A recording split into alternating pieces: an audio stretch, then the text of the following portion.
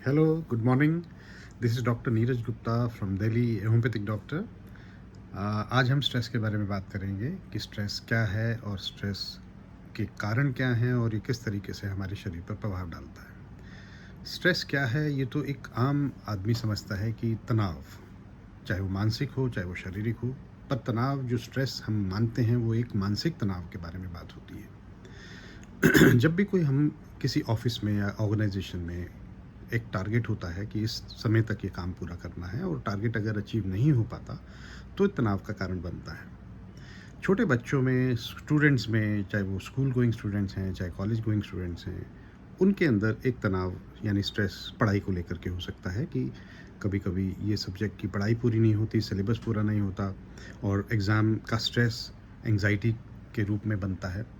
और ये चीज़ें हैं। और दूसरा, कई बार हमारे को मल्टीटास्किंग करनी पड़ती है, ख़ास करके हाउसवाइफ्स हैं, लेडीज़ हैं, फीमेल्स हैं या वर्किंग लेडीज़ हैं, तो उनका मल्टीटास्किंग की वजह से भी स्ट्रेस हो सकता है।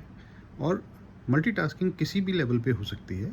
और इसका जो प्रभाव पड़ता है, क्या होता है कि हमारा एक हार्मोन है एड्रेनलिन हार्मोन, जो कि इंक्रीज़ होता है और उसके कारण से कॉर्टिसोल लेवल हार्मोन भी है जो इंक्रीज़ होने की संभावना होती है। तो ये दोनों हार्मोन्स हमारे को किसी न किसी, अगर एड्रेनलिन बढ़ता है तो उससे हमारे को एंग्जाइटी बढ़ती है, बीपी बढ़ सकता है। और अगर कॉर्टिसोल बढ़ता है तो स्ट्रेस से कई सारे इफ़ेक्ट्स आते हैं बॉडी पर, देखने को मिलते हैं। नींद का ना आना, भूख का कम हो जाना, मन ना लगना, चिंताग्रस्त मन रहना, ये सारी चीज़ें कॉर्टिसोल के इंक्रीज़ होने से हो सकती हैं।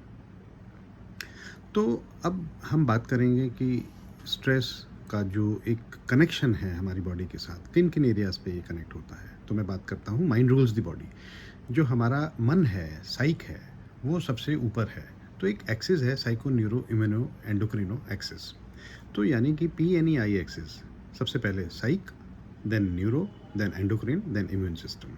तो अल्टीमेटली हमारा माइंड से जो स्ट्रेस तनाव होता है वो हमारी इम्यूनिटी तक पहुंचता है और इम्यूनिटी पर इफेक्ट डालता है। और हम, अगर इम्यूनिटी कॉम्प्रोमाइज़ हो जाती है तो कई व्यक्ति कोई ना कोई डिजीज़ से ग्रस्त होने की संभावना हो जाती है।